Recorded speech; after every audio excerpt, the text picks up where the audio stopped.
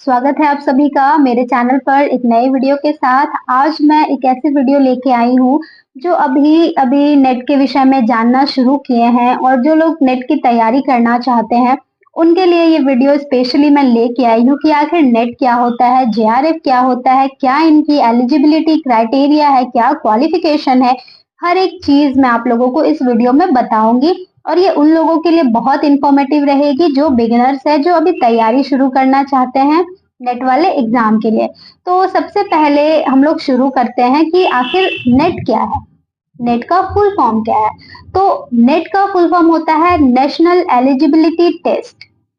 यानी कि अगर हम लोग यूनिवर्सिटी में प्रोफेसर या असिस्टेंट प्रोफेसर बनना चाहते हैं, सिंपल शब्दों में अगर कहा जाए कि अगर हम लोग यूनिवर्सिटी में पढ़ाना चाहते हैं तो हमें ये क्वालिफिकेशन चाहिए होता है जो कि नेट होता है।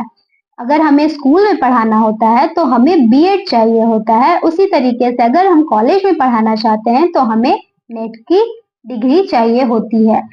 और जेआरएफ क्या होता है? नेट तो हम समझ गए कि नेट क्या होता है। अब जेआरएफ क्या होता है? जेआरएफ का फुल फॉर्म होता है जूनियर रिसर्च फेलोशिप। यानी कि जो लोग जेआरएफ करते हैं उनको पीएचडी करने के लिए गवर्नमेंट के द्वारा जो फेलोशिप दिया जाता है उसे ही कहते हैं जूनियर रिसर्च फेलोशिप। और ये जो जेआरएफ है वो 2 साल के बाद एसआरएफ में कन्वर्ट हो जाता है जो कि सीनियर रिसर्च फेलोशिप हो जाता है। और जो फेलोशिप हमें मिल रही होती है वो इंक्रीज हो जाती है, उसमें थोड़ा और ज्यादा पैसा मिलने लग जाता है हमें। तो चलिए हम लोग इसे अच्छे से समझते हैं कि आखिर कौन नेट के एग्जाम दे सकते हैं, कौन जेआरएफ कर सकते हैं, किन के लिए क्या क्राइटेरिया है। तो चलिए वीडियो को अच्छे से शुरू करते हैं। तो सबसे पहले हम लोगों ने नेट और जेआरएफ के विषय में जाना कि नेट और जेआरएफ, नेट करने से हम असिस्टेंट प्रोफेसर के लिए एलिजिबल होते हैं और जेआरएफ करने से हम रिसर्च करने के लिए एलिजिबल होते हैं। नेट के बाद भी आप रिसर्च कर सकते हैं लेकिन गवर्नमेंट के द्वारा आपको फेलोशिप नहीं दी जाती है। फेलोशिप मिलता है लेकिन उसके लिए आप लोगों को अप्लाई करना पड़ता है। बहुत से फेलोशिप हैं उनके लिए आप लोगों को अप्लाई करना पड़ता है और जेआरएफ करने के बाद गवर्नमेंट आपको खुद फेलोशिप देती है पीएचडी करने के लिए। तो इसके लिए हमें सिर्फ एक एग्जाम देना होता है नेट क्लियर करने के लिए और वो एग्जाम हमारा मास्टर्स में होने के बाद दिया जाता है। जैसे कि हम लोगों ने ग्रेजुएशन किया उसके बाद हम मास्टर्स में गए, मास्टर्स में जाने के बाद हमें एक एग्जाम देना पड़ता है, वो होती है नेट का एग्जाम जो कि साल में 2 बार कंडक्ट कराई जाती है एनटीए के द्वारा। इस एग्जाम में 2 पेपर होते हैं, पहला पेपर 1 और दूसरा पेपर 2। पेपर 1 जो होता है वो जनरल पेपर होता है और पेपर 2 जो होता है वो आपका स्पेसिफिक सब्जेक्ट होता है। जिस सब्जेक्ट से आप एमए कर रहे हैं उस सब्जेक्ट को, उसी सब्जेक्ट से आप नेट के लिए एलिजिबल होते हैं। अगर मान लीजिए मैं एमए हिंदी से कर रही थी तो मैं हिंदी से एलिजिबल हुई एग्जाम देने के लिए। ग्रेजुएशन का कोई सब्जेक्ट अगर आपका है और वो मास्टर्स में आपके पास नहीं है तो आप उसके लिए एलिजिबल नहीं हो पाते।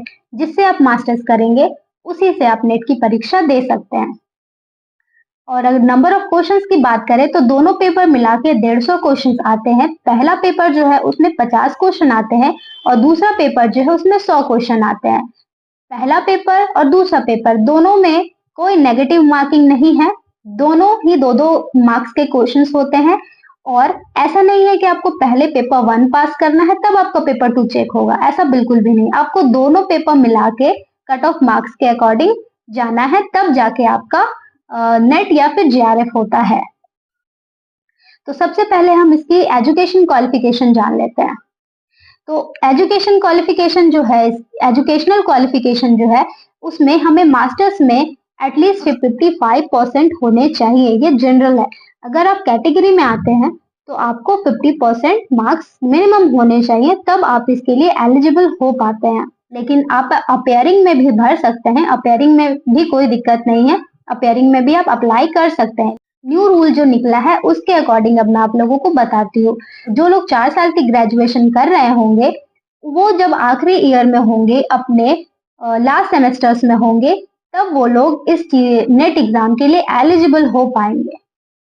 पहले था कि आप लोग ग्रेजुएशन में एलिजिबल नहीं हो पाते थे, लेकिन अब जो न्यू रूल निकला है उसमें आप लोग ग्रेजुएशन के लास्ट ईयर में एलिजिबल हो सकते हैं नेट के एग्जाम के लिए, फॉर्म भर सकते हैं और पीएचडी भी आप लोग कर सकते हैं।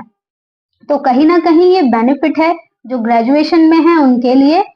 उसके बाद जो नेट जेआरएफ को 3 पार्ट्स में डिवाइड कर दिया गया है। पहला पार्ट है नेट विद जेआरएफ, यानी कि आप नेट विद जेआरएफ है तो आप असिस्टेंट प्रोफेसर के लिए प्लस पीएचडी के लिए प्लस आपको स्कॉलरशिप भी मिलेगा।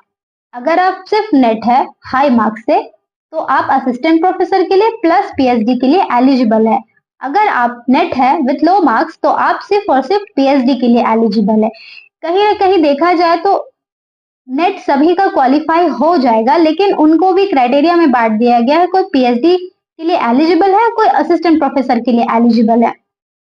तो ये नया रूल निकला है कि तीन पार्ट्स में डिवाइड कर दिया गया है। पहला नेट विद जेआरएफ, यानी कि जेआरएफ है तो आपको सारे एडवांटेजेस में मिल रहे हैं, आप असिस्टेंट प्रोफेसर के लिए भी एलिजिबल है, आप पीएचडी के लिए भी एलिजिबल है, आपको स्कॉलरशिप भी मिलेगा।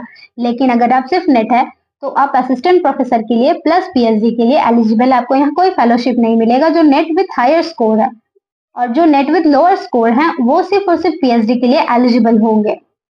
उसके बाद अगर हम एज लिमिट की बात करें, एज लिमिट नेट के लिए वो होता है फॉरएवर, आप कभी भी भर सकते हैं। नेट के लिए कोई भी एज लिमिट नहीं दी गई है, आप भी आपकी उम्र है आप नेट भर सकते हैं।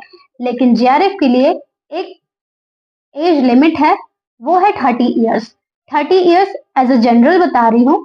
कैटेगरी में रिलैक्सेशन मिलता है तो सब कैटेगरीज के अलग अलग अपने हो जाते हैं, वो सब आप चेक कर सकते हैं। लेकिन एक जो मार्जिन है 30 ईयर्स तक आप जेआरएफ के लिए फॉर्म भर सकते हैं।